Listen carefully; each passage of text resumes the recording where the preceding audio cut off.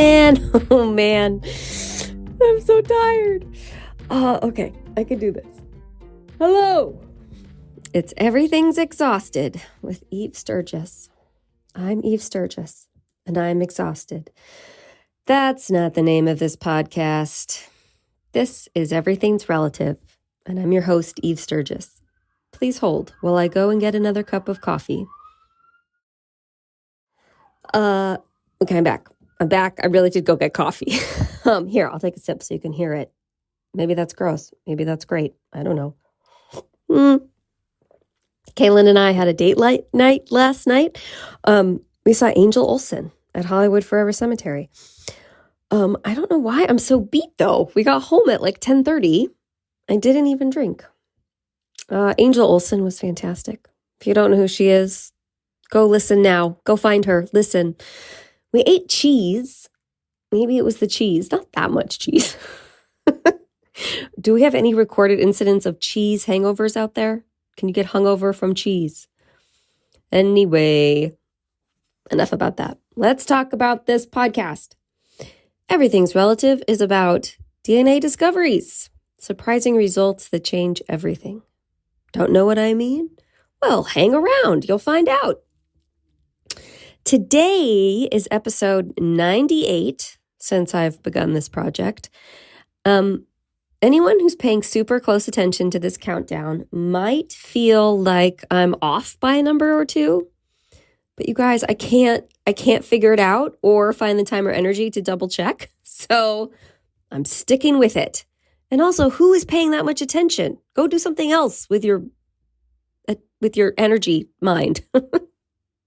I can't go back now. I'm committed. Today's 98. Maybe we're on 100. I don't know. It doesn't matter. It's how I'm counting in my heart that matters. I like the number 98. I think I'm partial to even numbers or something. I don't know. Anyway, the guest today is Sheridan. She and I have been corresponding for almost a whole year. Now that I think about it, more than a year before I finally got her on the show. And you know when you meet someone and it's just really great? Well, I let this episode go long because I was having such a nice time. Sheridan and I are definitely meant to be friends, be colleagues. We're going to be together in some capacity. I'm so grateful she's able to put words to a lot of thoughts and feelings that I've been having. She says she didn't plan what she was going to say, but she explains it well. I wish I was her. Do you wish I was her? Should this be Everything's Relative podcast with Sheridan? Listen to find out. See you soon. This is Everything's Relative. I'm Eve Sturgis. Okay, so every time I point to you, you say something cool, okay? Hey, Dallas, do you want to make a podcast? Yeah, sure. Spotify's got a platform that lets you make one super easily, then distribute it everywhere and even earn money. Wow, that's awesome. All in one place for free. It's called Spotify for Podcasters. And here's how it works. Spotify for Podcasters. I don't know how it works. It's okay. Spotify for Podcasters lets you record and edit podcasts right from your phone or computer. So no matter what your setup is like, you can start creating today. Cool. Can we set it up now? Yeah, and then you can distribute your podcast to Spotify and everywhere else podcasts are heard. Awesome. Video podcasts are also available on Spotify.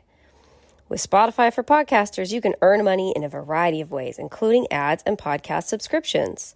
And best of all, it's totally free with no catch. Wow, I'll download it right now. Ever since I discovered Spotify for Podcasters, food tastes better, wine tastes sweeter, and I'm a better mother to Dallas. Isn't that true? Yep. I highly recommend you give it a try. Download the Spotify for Podcasters app or go to www.spotify.com/podcasters to get started. So I feel like I don't know. I don't know how to do this podcast thing. So I know how to do therapy. So good, because I've got a lot of feelings to talk about today. We could just good. switch this around. Perfect. I'll stop and you talk. Oh, no.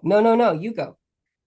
I was just going to say, I think that as a therapist, the resources that I've had to offer to clients isn't really changing or growing, which is part of the reason. I mean, podcasts like yours, there's a podcast, and I should be better about writing them down, but I just go from one to one to next. So, but I give the same podcasts. Funny enough, I carry this around with me in my work bag.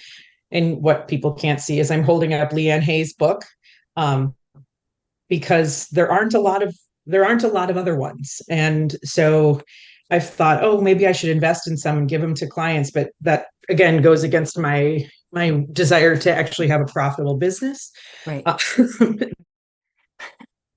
I also often face that conflict. yeah. So, I mean, I think knowing that I personally do that as somebody that's been in this position, and I just think I want to do what I can to contribute to resources that are available or being able to support people that have been through this. Because, I mean, heck, it was only 2018 when I had my DNA discovery or surprise, and nobody really knows what to do with it. Mm-hmm. That's interesting. You're the first person to say that there's more resources than there were in 2018. Absolutely. That's like a big conversation that everybody is having. Thank goodness. But it maybe does feel like it's plateaued a little bit, right? Like, I don't know. We'll see, I guess. But yeah, you're right. Leanne's book has remained the book. And it could be that we have such a small community. Well, I don't know, because it's growing. We'll just see. I'm a person that likes to find connection. I mean, I'm guessing that's kind of an underlying theme, but like I listened this last week, maybe recently, to another podcast of yours where somebody said 97% of people are not. Right. Right. So right. I don't know about you, but if you told me that I needed to do something because, well, 97% of people didn't need my services, I really wouldn't have a business. Right. Yeah. No, it's absolutely, it's a really, yeah, that's a trip to think about it that way, to think about. And I will also, I mean, again, Leanne doesn't know this, but like she is a friend of mine, even though we've never met, never talked, but I've carried her book around, read it. So she did an excellent job. And so to that point, I would shout out to Leanne if you're listening, like the resource is an excellent resource. It's credible. The perspective is well done. So I think there's part of it when something's a really quality product, I don't know, stands the test of time a little bit. Yeah, absolutely. Absolutely. I hear you. Yeah, totally. I'm saying this is my pre-coffee brain. Yeah, totally. Uh-huh. Okay. Yeah. Uh-huh. Where are you? I'm in Minnesota. Okay. So, I know that you said that. I mean, in the email, I said, "Where are you?" And you definitely responded, and I just couldn't remember in this moment. I think I just said Central Time. Oh, okay. Because, I'm sorry. I don't know how you edit this or whatever, but I saw this TikTok of this woman and she had these Post-its, and I show this to my clients. Uh-huh. These Post-its and she said, these are things that I am letting go of, things that I don't need to figure out. And one of them was like Bitcoin. One of them was like fouls in football. One of them was what the back of her head looks like. She's like, none of my business. I don't care. And so I've thought of that a lot. And there are things that I'm not going to learn. I am not going to learn how much time is between myself and other time zones. I'm going to Google, I'm going to ask Alexa, but I'm not going to learn it. Right. So, yep. Yeah, I'm in Central Time. You're in Central Time. No, I had to sort of take a similar approach where I used to, every time I tried to schedule with someone, or every time I was scheduling an interview with someone or a meeting or anything, I would try and include everybody's time zones in the email, in the scheduling. So I'd be like, are you available at 12 o'clock, 3 o'clock, or 2 o'clock, 5 o'clock? Like I would do all the time zones, and I would get it wrong, or they would get it wrong. It just became it was so hard that I only speak in my time zone. Yeah. What a kind over functioning thing to do for people though. But it exhausted me. It was a way to Yeah. exhaust resources that I didn't need to exhaust, which is something you have to learn about when you have a over-functioning, people-pleasing behavior. Yeah. But you were one of the people that was so kind to volunteer to help me create the journal Yes. so long ago. Yeah. Well, mainly because I really struggle with typos in any books. So when you put it out there, I was like, I love editing. I'm good at that. Mm-hmm. And also, I like to collect resources and was like, this is awesome. Someone's making this. It's kind of I don't know. I think it's something that it is needed. I mean, heck, your Amazon ratings are great. That's true. Thank you. If you have the book and you want to contribute to the Amazon ratings, please do. Yeah, absolutely. I mean, for sure, because it's a really good way. I mean, especially, I mean, I'm going to say this, you probably would sound, I don't think you'd sound weird. You'd sound confident, which would make me probably nervous. But it's an opportunity for maybe people that have experienced this that aren't ready to look for a therapist, don't feel like they have a space to look for a therapist, to have a little, I mean, medium-sized book in the privacy of their own home to maybe start doing some of the thinking that they need to do, but aren't ready to take outside of their own head. Yeah. And so I think that the journal you created really gives people maybe that aren't ready to take that step a little bit of a space to have some directed thinking. Wow. I've never heard anybody describe it that way. That's great. I mean, I assumed that was just your mission when you created that. Absolutely. 100%. Never had somebody feed it back to me that way. I'm going to clip that out and make a commercial.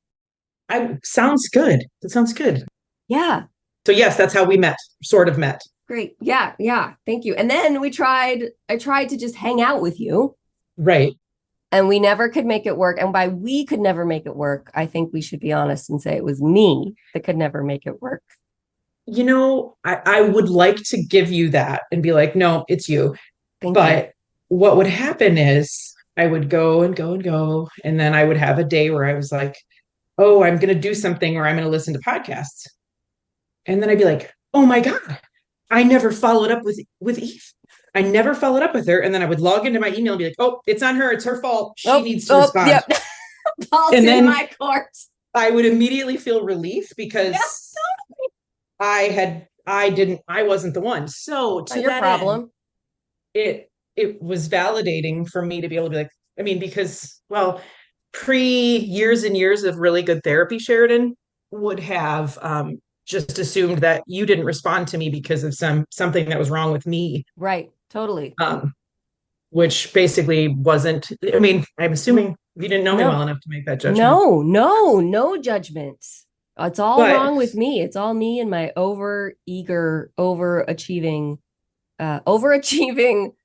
desires, overachieving efforts with underwhelming ability to follow through. But don't you also think, I don't know, I saw a meme that said, well, actually, even better than a meme, one of my daughters that's in college sent me this sticker that said, what a year this week has been. Yeah. Yes. And I'm waiting for a week that I don't feel that. Yes. Shout out to my kid, Monica, for buying me cool stickers for my computer. Yeah, Monica gets it. Yeah. She totally gets us. She's also an overfunctioning child, but hey. You know, the world needs us. Yes. Okay, now what do I do? I'm feeling less nervous. Good. But great. Filling it with the chatter of whateverness. Okay. Did you grow up in Minnesota? I did. I grew up in a town about an hour south of like the Twin Cities metro area. Okay.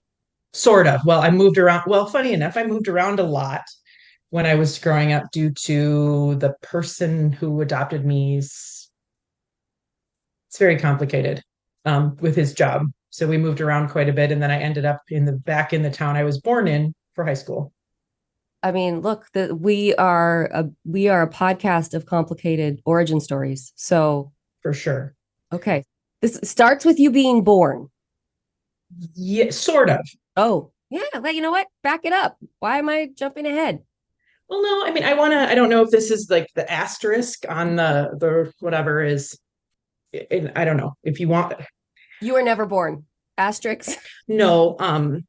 So when I found out about when I got my DNA results, um, I don't know, I don't want to like give the big exciting story, but I had a couple months before that filled out or been, it was like I had been asked by someone that knew someone or filled out a thing to do a podcast about children who had, or adults who had grown up being having a parent that died by suicide.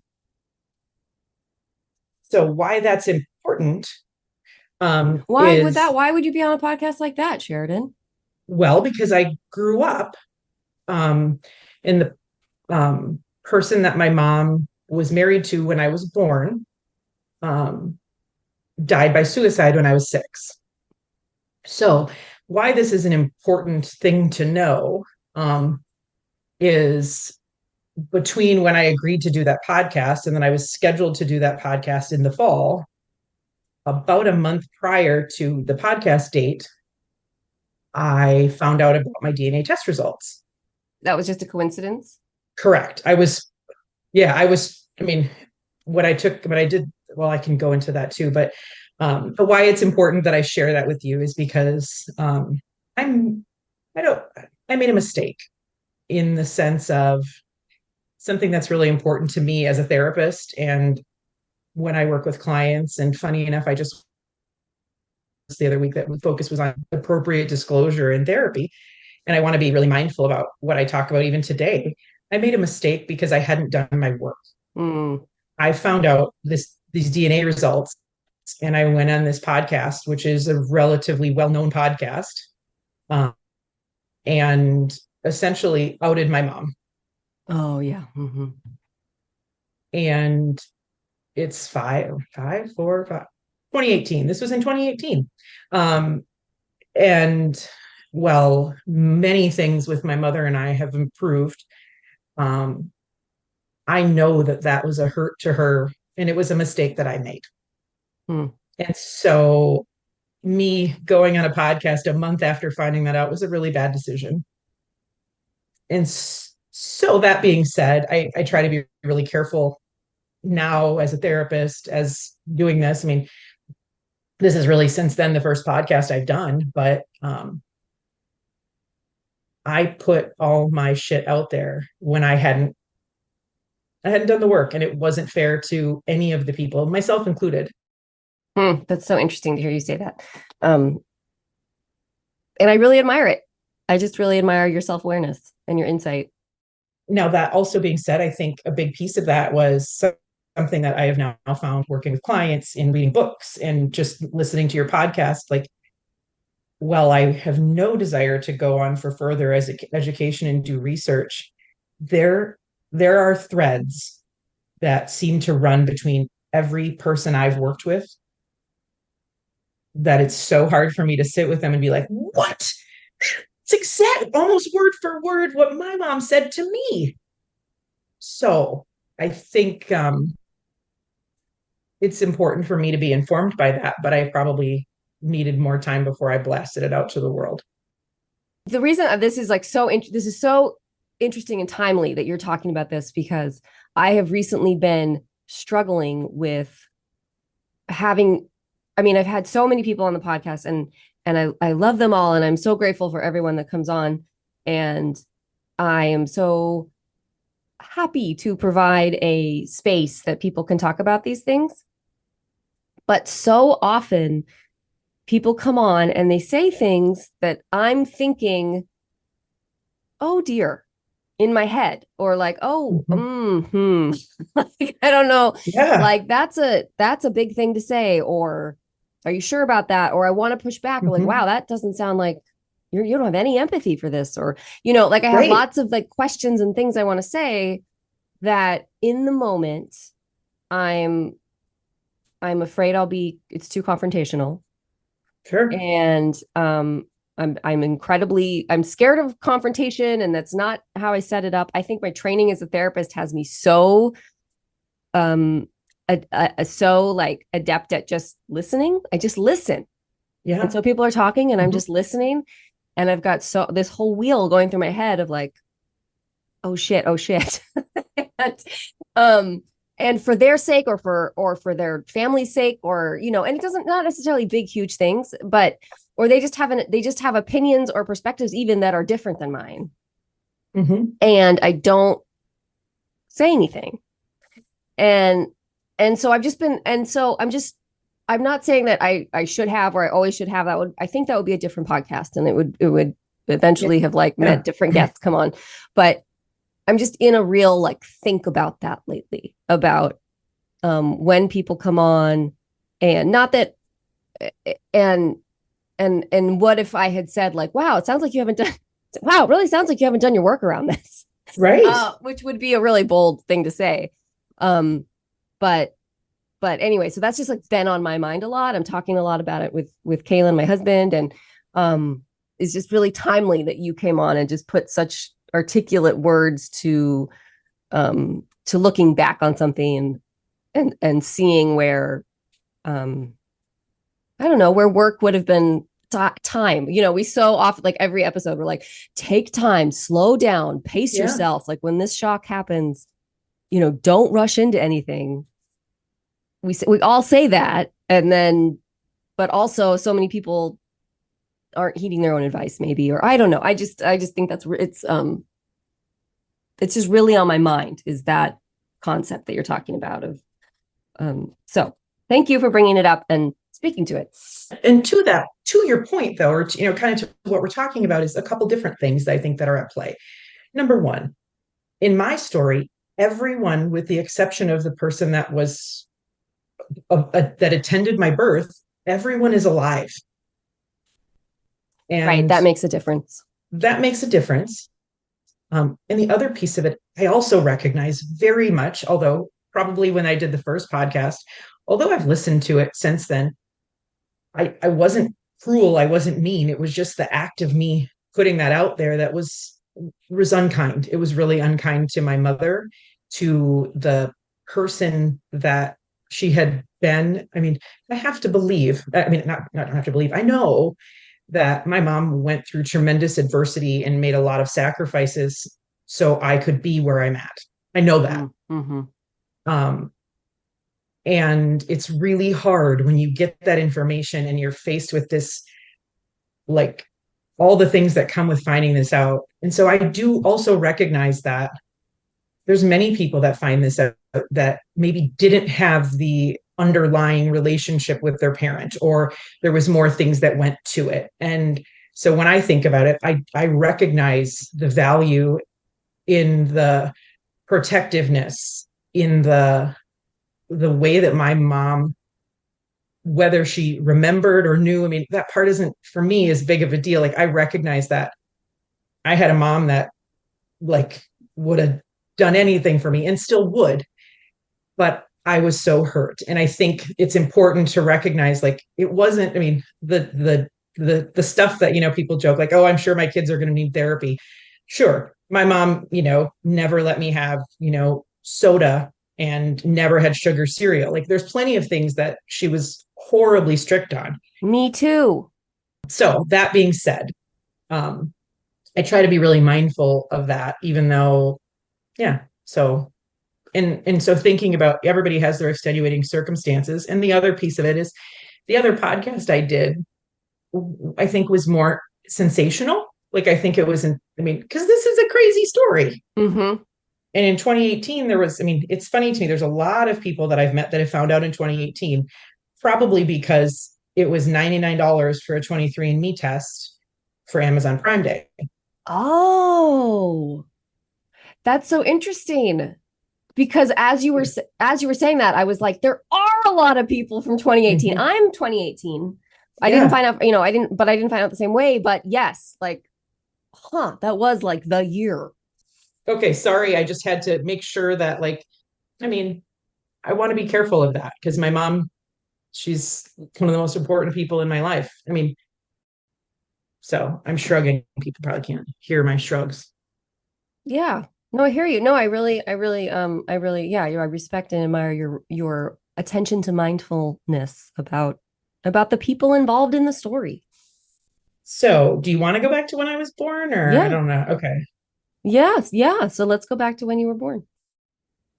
Well, I was born in the 70s, which is something that I'm reminded about a lot. And my mom married her high school sweetheart. He came from a pretty, from my understanding, a pretty dysfunctional family with substance use and that kind of stuff. And my mom came from a family that, was pretty solid, pretty supportive. I mean, I remember growing up thinking it was weird that I had like such a relationship with my aunts and uncles. Like a lot of kids didn't have that. And so I was born in the middle of July, and to my mom and her husband, time went on. Okay, I'm really bumbling this. I'm sorry. This isn't the part of the story I tell very much. You're not bumbling. Yeah, no, I'm watching the wheels turn for you and I'm trying to figure out how to help you, but you're also doing great. Well, so so I was born, and I knew that there had been some difficulty in the relationship, because they had been married for like 4 years. And from my understanding, I think my mom wanted to like settle down, have a baby, like that kind of stuff. And he was pretty into partying. This is where my part where I mentioned, like, I get reminded of the 70s. My mom's common phrase always growing up is, well, it was the 70s and things were different then, which Right. was kind of her response as it related to drug use, people responding to mental health issues. So it sounds like the 70s were horrible and wonderful at the same time. I don't know. Right. Very wild. If they were high school sweethearts and they got married and then you were born 4 years later, I always feel like it helps me keep perspective. They're like 22 years old, Yeah, 23. 20. I think he's was like, so like she was 24 when I was born. And so yeah, but they got married, like she graduated from high school and they got married like 2 months later. Yeah. So anyway, the point being they were so young and um trying to think about, even though I know that people were getting married and having babies younger more often, especially in the 50s, 60s, 70s, 80s, even 90s.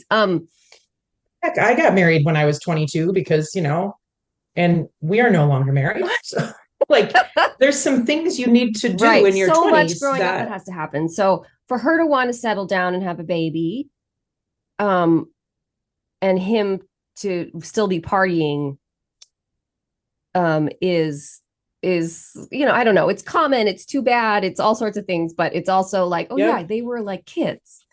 right. And so, you know, my mom, it was sort of, I know now, and I mean, she didn't give me all those, well, you'll find out, or you kind of already did, but so they were, he partied a lot. I knew it caused a lot of conflict in their marriage.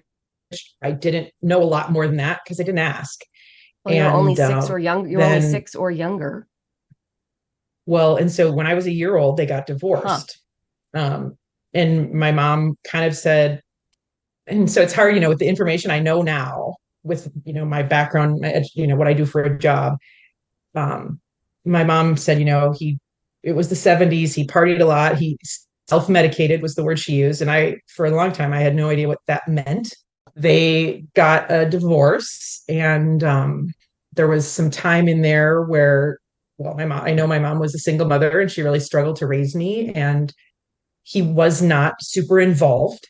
I guess I'll share with you the way that my mom communicated with me, because it's what I know and what I believe is that he was a very kind man that came from a very dysfunctional family himself, didn't have a lot of supports, and he struggled to, like, show up for me. I remember seeing him a couple of times. I don't have great memories of that. He was very tall. He had very, dark hair and dark brown eyes. Mm-hmm. I have dark hair and brown eyes. Mm-hmm. Mm-hmm. My mom is a little short thing, and I'm not like towering, but I'm 5'6", which, okay, Mm-hmm. that's a little bit taller. My mom's like 5'2", 5'3". Um, so that's what I remember him looking like. I remember him bringing me an Easter basket. Um, and then I remember my mom meeting a man named Roger. Roger adopted me. Mm-hmm. And I know my mom and Roger talked to Dave, the person that was my father that my mom was married to. And he agreed to, um, Relinquish. yeah, his parental rights. Um, and I could be a little off on the timeline, but I don't remember that, but I remember going to the courthouse and wearing a fancy pink dress and the judge being so nice to me. And then we went out to a fancy restaurant and my last name changed. And this was when I was in kindergarten. And shortly after that, we moved to a different town because Roger had gotten a job as the chief of police in a close to us town. Um, and that was that.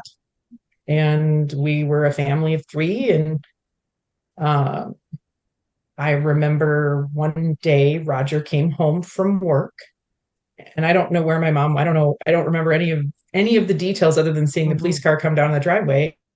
He told me that he asked me if I remembered the man named Dave. And I was like, yeah. And he said, well, he died.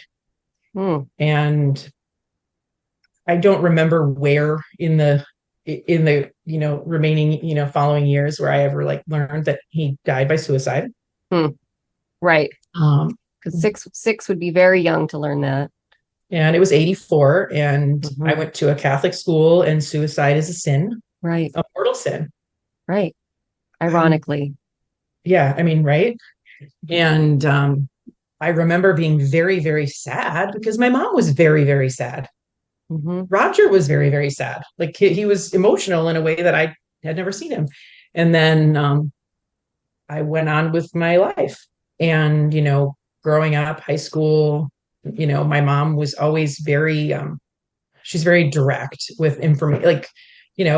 Yep, his dad had, substance use problems. He grew up in a family where there was a lot of physical abuse. I mean, she was very straightforward with me. And she's, the reason that they didn't stay together is because he wasn't willing to stop partying and that kind of stuff.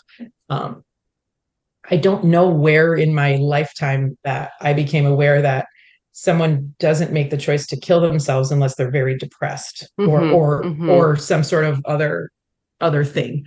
And I mean, based on what I know, I don't have any evidence that he had a personality disorder or anything like that. But I don't remember anyone ever saying, oh, he was very depressed. Right. Oh my gosh. Well, thought and conversation and semantics and rhetoric around suicide has changed so much since then. And it has a long way to go. But yeah, I mean, but I grew up like this was a secret. And to be fair, my mom never said it was a secret. But like, why would I talk about that? Like, what would that mean about me?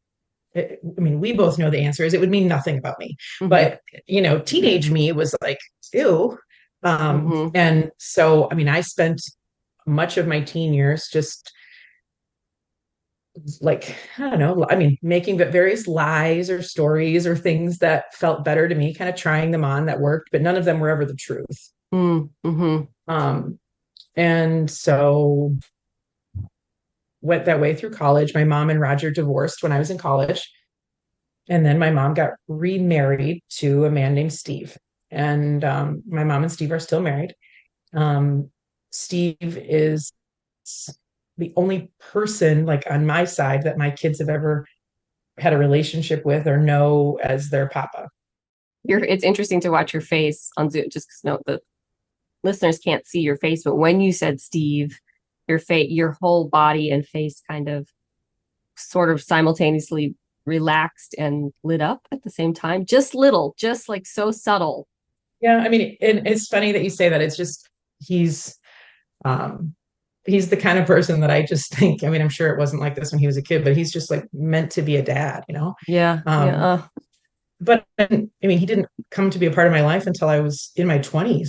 And it was funny, and this sounds a little mushy, but my relationship with Steve really started over email because that was back when I would go to the computer lab, and almost every day I would have like an email from him, and like sometimes they would like explain like the history of why signposts are wooden in Iowa. Oh, I mean, and not in a weird way, just like a really interesting, it's interesting, right? Like they're metal in Minnesota, signposts are metal. When you cross the border to Iowa, they're wood.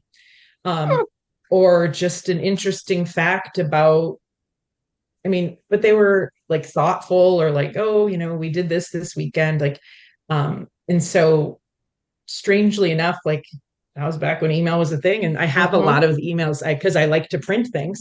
So I have a lot of the emails, like, and some of them are just like lame jokes. Mm-hmm. And so anyway, I'm going kind of on and on about this, but so, and I feel like I'm talking way more than I want to about like my history. Not more than I want to, but like name Mm-hmm. everything is. But anyway, so yeah. Okay, now what? What do you want to know? My favorite color is blue. Oh, mine too. So, well, let's go to taking the test. Oh, yeah.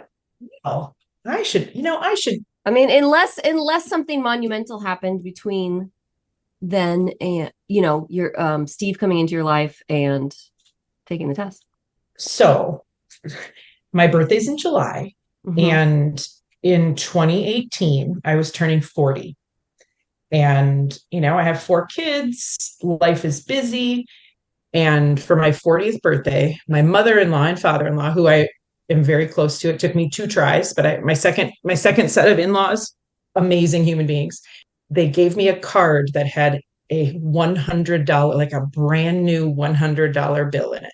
Wow. Now, it's so strange to say it this way, but like I've got 4 kids. Like, yeah, there's money in my bank account, but how often do I have like brand new $100 bills? Never ever. Right. And so the day after my birthday was Amazon Prime Day. 23andMe was $99. Gosh, talk about kismet. Right. And I have for like ever and ever and ever been super into genealogy and the fact that I am Dutch. My mom's family is like pretty close. Like, I don't know. I'm weirdly enough very close to I would call her my friend Megan, but she's actually married to my second cousin, who's my mom's first cousin. Like my mom has always done a very good job on staying connected to like her larger family and then the larger one. So like we were going to go to the Netherlands for my 40th birthday, my mom and sister and I. My mom, like I had been there, but like we'd never been there together. So we had this trip coming up. And so I was just going to kick ass and take names for my 40th birthday, right? And so I went to the bank, I deposited my very smooth, like I made it very formal. Like I went to the bank and like deposited it like in person with a teller. Mm, And I bought the 23andMe test. I applied to grad school sure. and Amazon's pretty quick. The test came and spit in the tube, mailed it off on the way to the airport to go to the Netherlands. And spent a week. So by this time, it's like the beginning of August. Spent the week in the Netherlands with my mom and sister.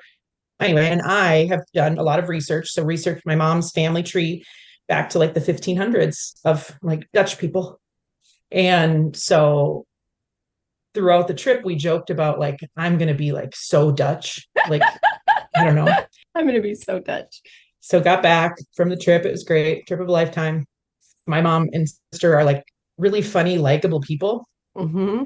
Like you? I mean, I know that sounds kind of weird, but like there wasn't a lot of like awkwardness and like trip awkwardness. So it worked out That's well. amazing. So get back from the Netherlands, life goes on. I'm 40, get accepted to grad school. And on September 13th, my results came back, which was also a sign because I had come up with this monthly list. So from July 13th, my birthday, to August 13th, I applied to grad school, took a DNA test, went to the Netherlands. Hmm. September, I had every month, I had like a list of like, I was going to do something big every month. Milestones. September 13th, my results come back. And I was so excited. I like drove home and waited to like open them with my husband. And I matched with someone who was not my biological father. And I also matched with my mother. Oof. Oof. That's like a lot of evidence in one moment. That was weird.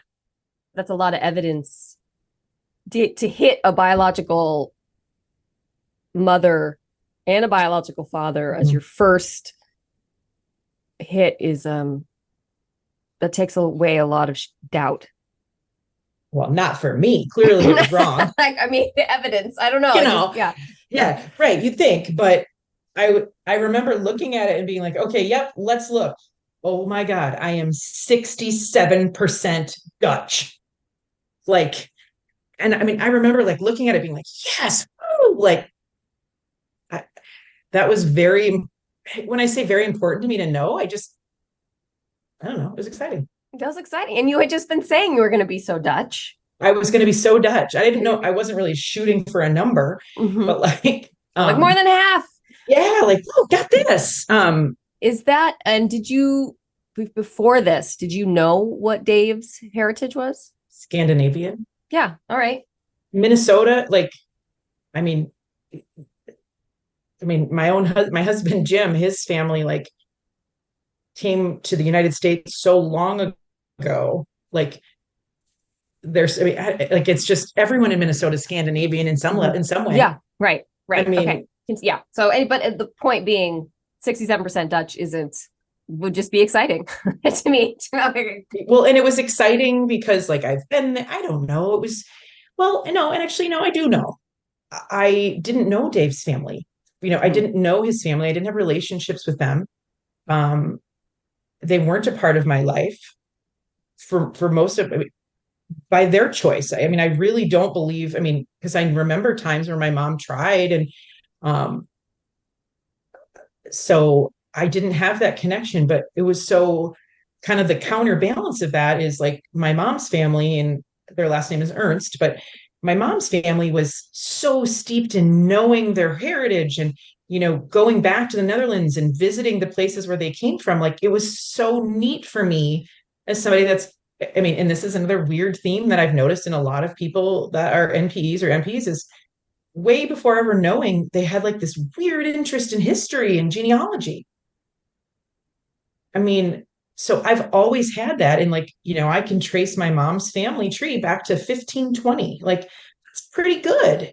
And so the other piece that I mean, I remember the one thing about being adopted when was that my last name became a name that was sort of clearly identifying to one like ethnic background that wasn't mine. And it bothered me growing up. And like even now, like I don't love talk like, when my kids are like, oh, mom, what's your maiden name for a password or whatever? I'm always like, just use grandma's.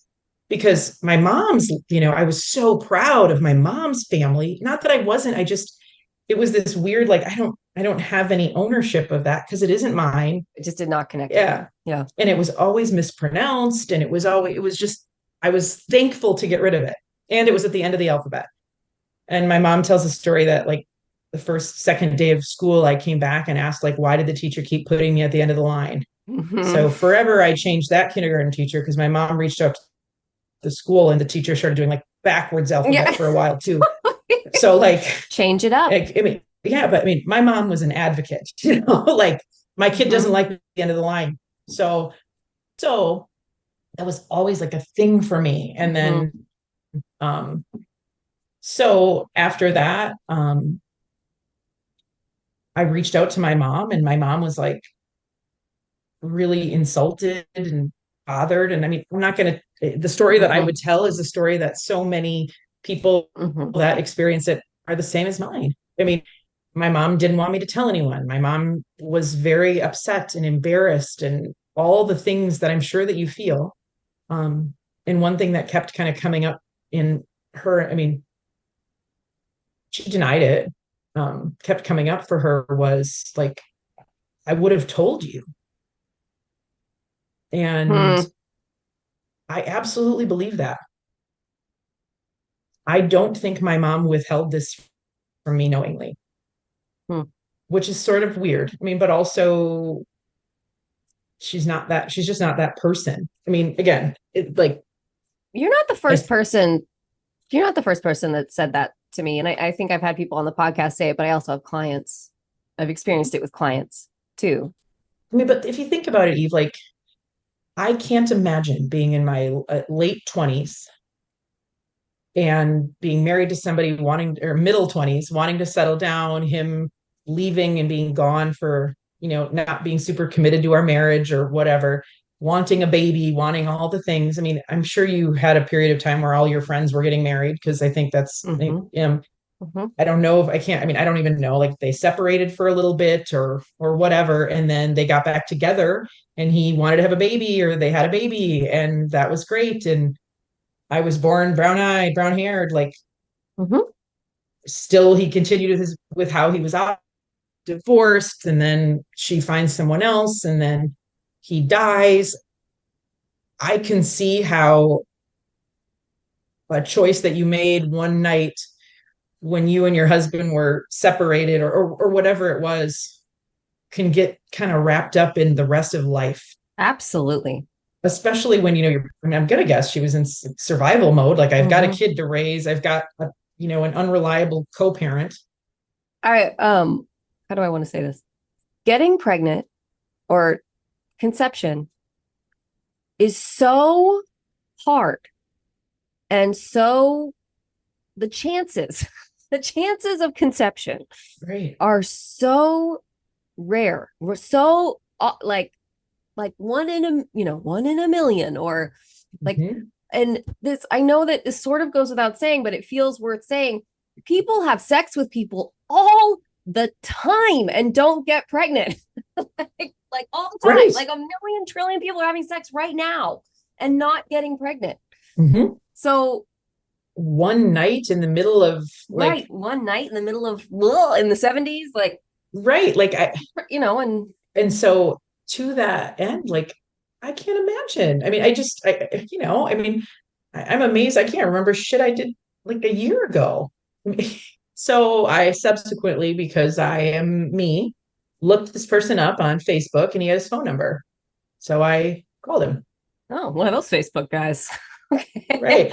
And like, we ended up connecting, and I mean, he's very nice. I am the middle of, I think, 3 older than me and 2 younger than me. He has 3 children with his first wife and 2 children with his second wife, and I'm in the middle.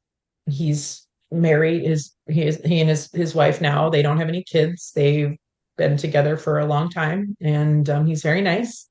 And we got together a lot more in the beginning, and then COVID made that hard because they, live farther away. I've met most of my half siblings, with the exception of one.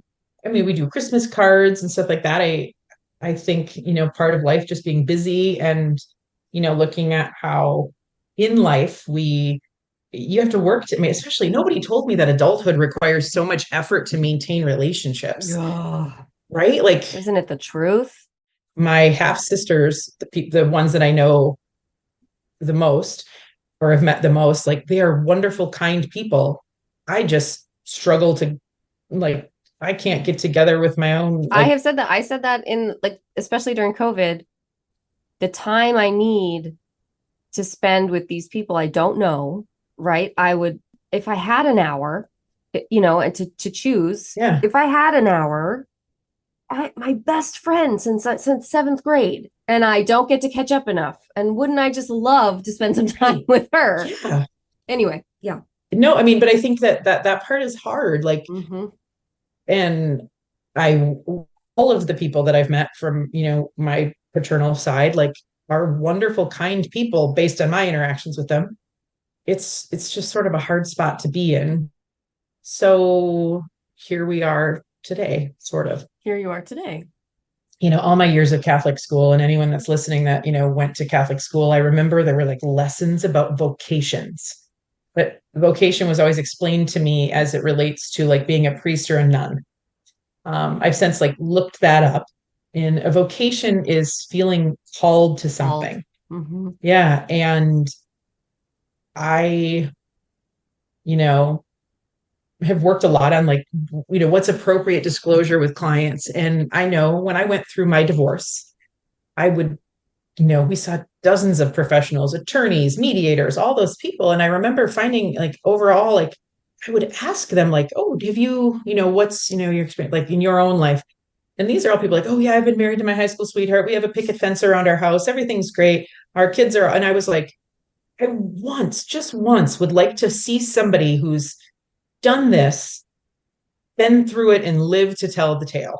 And so in my practice in Minnesota, I work a lot with parents and co-parents and people going through divorce and people that have been divorced or thinking about divorced. And in order to get through, it and live through it, because I didn't have anyone that I could like model myself after and look at and be like, okay, this is the recipe that can sort of get you to where through this. And after all of that, as I've been kind of going through, partly like working with families in divorce and working with co-parenting couples, somewhere in there I set this. So I have a thing I do every year, and I want to give credit to Gretchen Rubin. She talks about like started out like the 21 and 21 list. And so I did a 22 and 22 list, and now I have a 23 and 23 list. Can you tell a theme? I like to make lists. You're a lister. It's okay. Yes. I love a list. I want to do this. I want to do this with you. 23 and 23. Yeah. And then next year will be 24 and 24. Yeah. And my goal always is to get 50% of the list in a year. Like in a year's time, I want to get through 50% of the list. And do I have mine here? I usually carry it around with me in my planner. And my 40th year, I had this goal of doing something incredible every month. I'll be honest, that went to shit after the DNA surprise. Yeah. How could it not? And October's was supposed to be this podcast about a parent dying by suicide, but we know how that went. So 22 or what it was last year, 23. One of my goals was to do a public speaking gig. Now, I'm learning that, there's a reason people invented like the SMART goals, because I've not been specific enough on some of my goals. And so I volunteered to speak at my daughter's senior mother-daughter brunch. That was a tough crowd. Anyway, I did it. I lived. I had really cute pants, which can make all the difference. God, that can be a game changer. So with all of this, I've kind of realized since 2018, well, going way back to the divorce stuff, I went through my own self as a client. I went through a DBT program. Oh, wow. And I'm not sure, I don't know, listeners can familiar with DBT, but it stands for dialectical behavior therapy. And one of the fundamental pieces, or what dialectical means, it's a philosophical term, but it means that no one has absolute truth. I love DBT. I know some people that have experienced, a MPE situation or found out about a parent that they didn't know, have a lot of anger towards their one or both of their parents. And I know that a lot of what I said was sympathetic sounding to my mother. And for me, going through DBT as a client, Selena Gomez, by the way, also is a big advocate for DBT. It's about coping skills and the idea that, going back to dialectical behavior therapy, no one has absolute truth. I cannot possibly know what was happening 45, 46 years ago in my mother's life to be in a spot to pass judgment on her, number one. But number two, it doesn't help me. It doesn't help me live a life that I want for myself.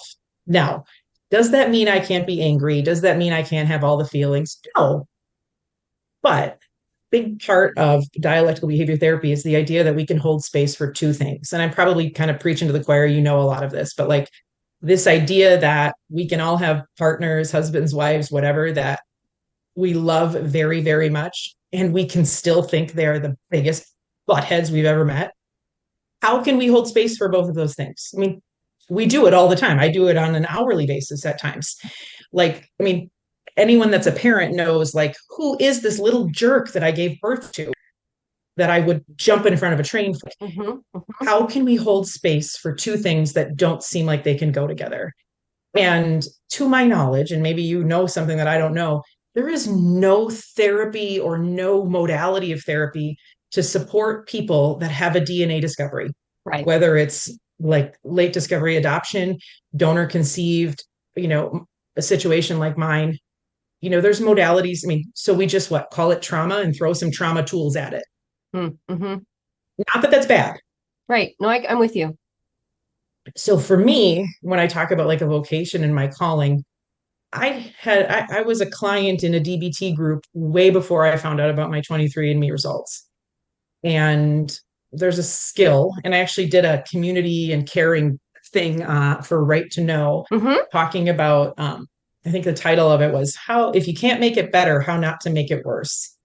And one of the so DBT is also based on coping skills. Like, how can you cope with the moment you're in without making it worse? And one of the skills talks about radical acceptance. Mm-hmm. And radical acceptance is the idea that until you accept something exactly how it is, you cannot make any changes to it.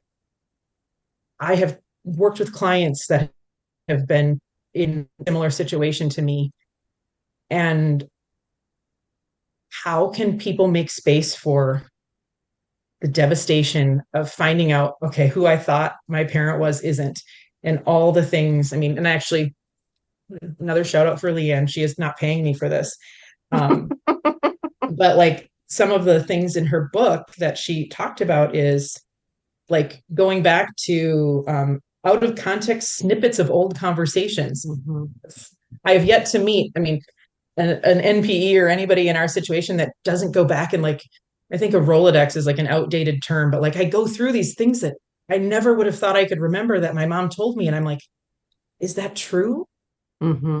Were my aunts and uncles lying to me? Like, and trying to figure out how does that help me? Like, what's my why, or what do I ultimately want? Mm-hmm.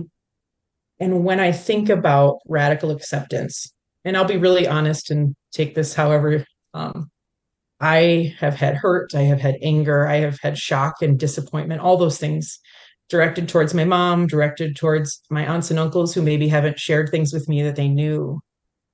And it doesn't get me the information. I mean, I don't know. I think it's a Shakespearean term. I'll never get my pound of flesh.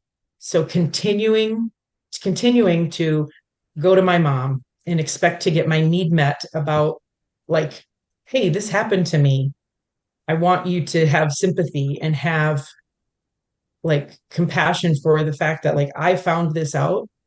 I can't make, I mean, I think everyone probably, if we know this on some level, it's really hard to remember. Like, Eve, I can't make you feel a certain way. I can't make you want to change to be a certain way. So recognizing in my interactions with my mom, I'm not going to be able to get her to show the same compassion for my point of view because she's on the other side of it and she has her own shame and feelings about it. And that's her work to do. And I don't know if I mean, I want to convey this in a way that I guess I think something that so many people that are MPEs, this idea that it blows up their whole families. It blows up how things go for their kids, for their parents. I mean, a lot of us are finding out, when our parents aren't in their 30s. You know what I mean? Like just by virtue of, and when I think about what do I want for my kids or myself in a relationship with my mom as she's aging and I'm aging, how can I get to radical acceptance towards I can't make her be something like I don't know, I can't make her see my point of view, but I can still have a relationship with her. Mm-hmm. And again, I feel like it makes me sound a little bit unsympathetic to people that have gone through this and have all this anger. And I want to say that is all justified. Those things can be true. And my biggest advice or suggestion is work on that with a therapist, work on that with somebody that doesn't have any skin in the game, that doesn't know your parents, that doesn't know your family, so they can help you figure out how do you want to leave this earth with your relationship with your parent. I don't know. I mean, I'm not sure if I sound like I'm being like a little bit preachy and I don't mean to. No, this is so beautiful. And I am relating to it so personally that I'm just quiet because I'm just sort of stunned that because to me, I'm in a very, I think, similar place as you, although I never would have described it so articulately. We might be the same person. Same person, different hair. And hearing you say that is so validating. I mean, I'm a mother, and I went through this terrible divorce where but my kids went through some really tough things. And I'm sure that they will look back on their lives and think, why didn't my mom and my dad do something different for me? I'm sure of that. Mm-hmm. Mm-hmm. And the best thing I can do is hold space for them. But like this TikTok I saw said the best performance review a parent can get is the relationship their children choose to have with them when they choose the relationship. Mm. And Wow. I've worked really hard on my feelings about my mom. I've worked really hard on the feelings that I have about the choices she maybe made when I was growing up. And I also recognize that as a mother, as a parent, as somebody that cares for people that are dependent on them, you're constantly making a choice about, am I doing the best thing for them? Granted, I don't think about that as much as I should if I pull into McDonald's, but hey, for the most part, like, am I making the best choice for my kid, the person that I'm in charge of, safety in their best interest? And I believe, however I might disagree with it now, my mom always chose what she believed was going to be the best for me. Mm-hmm. And I have to look at the fact that I know I'm tremendously resilient. I lived through this divorce that was soul ripping. Am I definitely somebody that bristles when people phrase things as daddy issues? Yes. Because do I have them? Yes, I do. I've had 4 men in my life that have been my fathers, and none of them have been my fathers in the way that my ex-husband and my husband are fathers to their children. But I can't get that need met from my mom, not now, not when I'm 45. Right. I can recognize I am extremely resilient. I definitely know that, like, I have continued to persevere. I have worked hard to be an advocate. I have a child with special needs who has surpassed every expectation and is going to college with an honors program. I also would say, I sound like I'm bragging here, I have a relationship with my stepdaughter that I am so grateful for, because I'm not her mom, but I am someone in her life that loves her like a parent. And I have become all of the incredible things that I have in my life because of the woman my mom modeled, despite some pretty ugly shit that I had no idea was going on. Mm-hmm. Mm-hmm.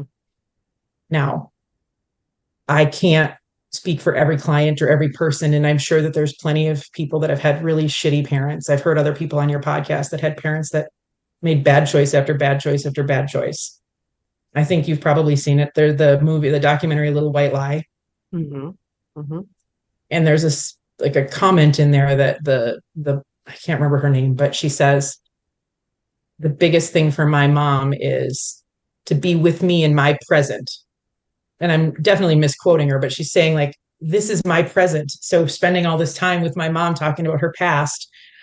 So my God, I sound like maybe not a very like sympathetic therapist, but I guess what I'm saying is, whether it's our parents, whether it's anyone that we've dealt with in our life. I mean, heck, I talk about this with clients, going through divorce. My ex-husband, we had 3 children that were all created out of love. I am so grateful that I'm not married to him. Mm-hmm. But I'm also grateful for the math skills and the funny guy that he is.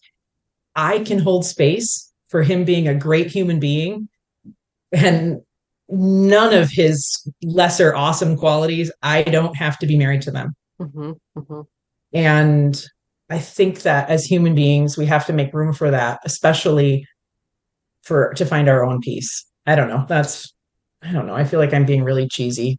I mean, and granted, I have great supports. I mean, my husband, Jim, he's the love of my life. I mean, we went to preschool together. We attended each other's weddings to other people. Like, he is, Wow. yeah. Mm-hmm.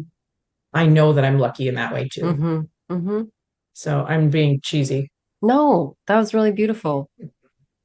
That was really beautiful. And I appreciated it personally, just as someone who sometimes wonders or feels, feel alone. I feel alone with a similar perspective and a journey that is continuing to evolve, and my thoughts and my feelings about my relationship with my parents and what do I want and what is worth it, and where and when and what do I do with the feelings of anger and betrayal and confusion. So I really appreciated you talking about that. And it's hard, and you're right. And I don't think that I don't think I would say that we're telling anybody that you can't be angry or you can't be upset, or, Oh, God, like no. we're not saying any of that. And you're just talking about your story and your choices and what has got you there, and offering a perspective that honestly doesn't come up very often on this podcast. I also want to say that I'm talking about my experience. And I say that because I have learned that if I call my mom or I reach out to my mom, who I can reach out to her about a parenting issue, about a home repair issue, about a annoying person at work issue. And for the most part, she's pretty solid. But if I reach out to my mom and say, I'm feeling like really whatever about something, it never goes well. Mm-hmm. And why I'm saying that is, and by never goes well, I mean, in the clearest, I don't get my need met. Mm-hmm. If I call my mom and I say, oh, what such and such kid is really stressing me out, she can give me great advice. But if I call my mom and say, I'm feeling really like low and annoyed that I have to, everybody wants to get together at Christmas, or you know what? I'm even going to go shocking and say this, because my daughter had her graduation reception and I invited all of the living people that have been fathers in my life. Mm. It was so stressful. Mm-hmm. I texted my mom because my biological dad was the first occasion really that he came up to me and said, I'd really like to get a picture of you and I and your mom. Hmm. And keep in mind, we are at an event with everybody I know, my ex-husband and his family, my new husband and his family, who've been very supportive and wonderful. A lot of people that don't know all of the stuff, but a lot of people that Mm-hmm. Mm-hmm. I felt like I was going to throw up. Yeah. And I didn't want to cause a scene. So I went for it and stood there for the picture. And afterwards, my mom said, well, can you send me a copy of the picture? And I said, I don't have a copy of the picture. I said, and I want to let you know that that was very, very uncomfortable for me. And I really didn't like being put in that position. And she said, well, that was really uncomfortable for me too. How do you think this whole thing has been? Mm-hmm. And that is just a little sample of Mm-hmm. my mom is not the person I can go to get support about this. Mm-mm. Don't go to the hardware store for milk. Right. And so if I can say anything, I would say for my own self, I know it doesn't matter if I scream at my mom, if I send her passive aggressive text, or if I'm super healthy and talk about like do a dear man, which is a DBT skill about how to be direct and communicative. Mm-hmm. It doesn't matter how healthy I am. I can't get my need met there. Recognizing that I need to stop trying to get my need met there. My mom has her own stuff that she has to work on or not. If I'm saying anything to any of the listeners, it's you can do your own work and you can't make the other people do the work. I think your hardware store to get milk is good. I'm going to use that again. Yeah. Don't go to the hardware store for milk. No, that was perfect. Gosh, I'm just like, I'm again, once again, totally speechless. But just so grateful that you came on and to talk about all this. I didn't know that's where we were going. I didn't know you focused on DBT, or the skills of DBT. I love DBT. It's definitely like I would love to be able to start focusing more training for myself in the DBT realm. Thank you so much for coming on to my podcast. Oh my gosh, thank you for having me. And now we both are aware that we are meant to be friends, whether, Yeah. I mean, it's nice that I can actually, like I said, be friends with someone that now knows about it too. I was like, should we go meet somewhere? Like, should we? Like, Disney, Yeah, we should go to Disney and then a pool. I've never been to Las Vegas. Oh, Yeah. let's do that. Okay. I just decided we're going to be friends. Yeah, totally. Nailed it.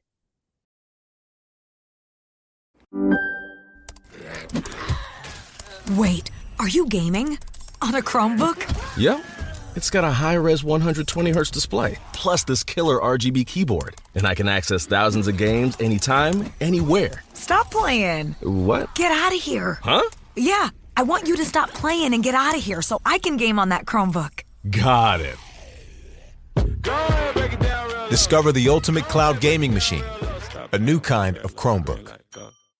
Well, what do you think? Should Sheridan create a competing podcast?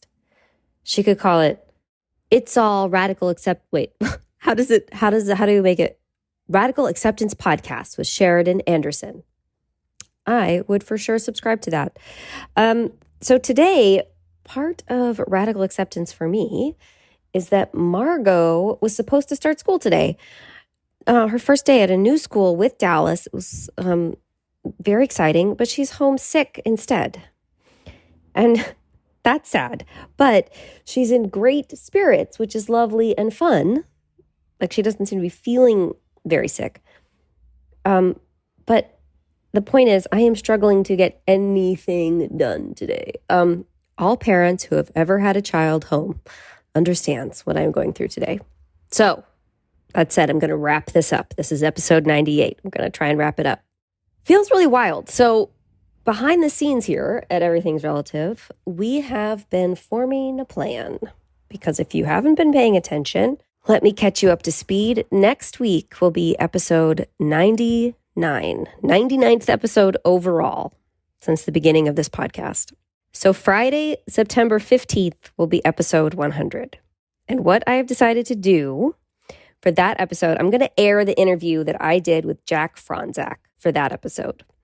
For those of you who don't know his story, please tune in to the most wild and twisted tale of an NPE late discovery adoptee with way more questions than answers. It's exciting. It's sad. It's important. I'm excited doesn't feel like the right word. I'm happy that Jack has found us as a community. Proud to have him as a part of us, and be with him on this journey, and he with us. And I think it's a perfect episode for episode 100. So that's what we're going to do. That's going to be September 15th. And then the season isn't over. There's going to be 5 or 6 weeks more of episodes, and they will be great episodes. I don't have them all lined up yet, so I can't tell you who it's going to be. But people are scheduled. There'll be 5 or 6 weeks of them, maybe 7. So then after that, it will be the last episode of the season. It will be episode, 106 or 107, or for the season, it'll be, I'm in the 20s for season 5, in that ballpark. And this is what I have decided to do. Wait. Before I get to that, I do have an announcement. I want to make sure that everyone knows that the Therapeutic Process Writing Group that I have been facilitating for the year, it's starting up again after a small August hiatus. So I really hope you can join me. If you've been thinking about it, or if you're just hearing about it, please come on over. It's Thursday nights. It's on Zoom, so you can join us from anywhere. It's really powerful. I'm so grateful to be a part of it. We use the journal, Who Even Am I Anymore? Created by me, and people go through it and meet every week to talk about what they've written, talk about their feelings. People talk about their own experiences. It's just been really great. I love it. So it's going to be happening again this fall. We'll do it starting September 7th. So sign up. And then we'll start again in January. So if you want more details, please contact me or Hyreth Hope and Healing, who hosts this project. A good way to reach either of us is through socials. I'm at Everything's Relative Podcast, or go to my website, everythingsrelativepodcast.com, or you can email me, eve@everythingsrelativepodcast.com. Okay? Where was I? The last episode of the season. As you know, I have been debating about this podcast in its current format and felt especially challenged this past year to balance my family life and work life and podcast life. Kaylin, who's my husband, who I mention occasionally, he and I have been talking it over. And I have been talking out with friends and supporters of the podcast. Joy, who my editor, has been a big part of these conversations. So For the last episode of the season, Kaylin is going to interview me.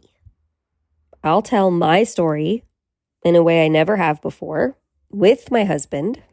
It will be my time in the hot seat at long last. There's probably people excited to have, me be on that side of things. And then we're also going to announce what is happening for Everything's Relative in 2024. Saying all that right now, I feel extremely nervous about it. I might go throw up right now. Just imagining how it's going to feel in a few weeks before we sit down to make it happen. Oh, okay. Ooh, the vulnerability attack I'm experiencing right now is very real. But that is weeks away. That's weeks away. We're still here today. I'm just going to get myself present into episode 98 with Sheridan. We still have Jack Franzak for episode 100. That's coming in 2 weeks, September 15th. And then a lot of other wonderfully lovely, beautiful, compelling, moving stories after Jack before it's the end. So hang around. Fun stuff is happening. And until next week, episode 99, hey, get those lunches packed. Cancel your trip to Hawaii. I'm sorry, but it needs to happen. And don't forget to put the trash cans out. I'm Eve Sturgis, and this is Everything's Relative Podcast. Bye-bye. Everything's Relative with Eve Sturgis is produced by Eve Sturgis and Kaylin Egan and edited by Joy Rumel. Logo designed by Ivy McNally, and music is used with permission from Goodbye the Band. Eve is a licensed psychotherapist, but her podcast episodes are not therapy sessions. That is so Californian that you put oat milk in your coffee. We drink our oat milk with coffee. We drink our coffee. Are you vegan?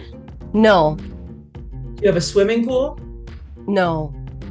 Really? I thought everyone in California had a swimming pool for my whole life. Well, so I'm going to say no. And I'm going to say that my in-laws have a pool, which is, pretty adjacent. And so you're pool adjacent. Yeah, you have pool by proxy. Mm-hmm. Oh, that is, I do not have anyone. I have some people that have lakes. I'm lake adjacent, but. Oh, I mean, that's beautiful. Do you go to Disney all the time? That is something that we do more often than I ever imagined I would go growing up. Yeah. Thank you. You're welcome. I'm glad I can give that to you. Can you see a palm tree from your house? Oh my gosh, surrounded. Cool. Yeah. So these are all my Minnesota child fantasies about. And I mean, do you have rollerblades? No, but okay, but we have roller skates. Counts. I have been surfing, but we don't surf. I have not been to the beach in forever. How far away from a beach do you live? 45 minutes. Still, that's pretty good. I'm like, that's really far for me. I mean, but like you could decide today you're going to go to the beach, and you could come home and sleep in your own bed tonight. Yeah, absolutely. Man, you are so cool.